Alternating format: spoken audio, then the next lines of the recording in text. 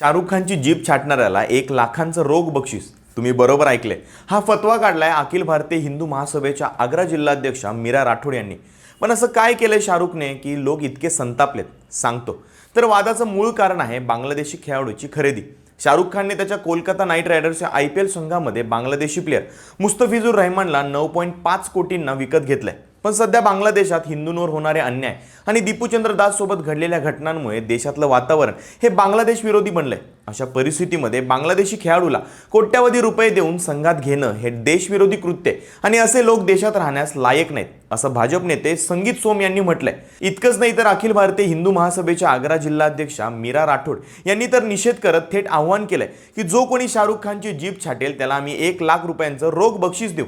जगद्गुरू राम भद्राचार्य यांनी एका मुलाखतीमध्ये असा आरोप केला की शाहरुखचा दृष्टिकोन हा नेहमीच देशद्रोही राहिलाय. त्याचं हे वागणं अत्यंत दुर्दैवी आहे. पण शाहरुख असा करणारच, कारण त्याला लोक अजूनही हिरो मानतात.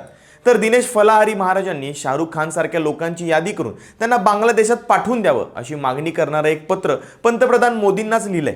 या सगळ्यामुळे बॉलिवूडच्या किंग खान विरोधात सध्या देशामध्ये संतापाचा उद्रेक झालाय. त्याला गद्दार म्हणून संबोधलं जातंय आणि देशाबाहेर हाकलण्याची मागणी होते.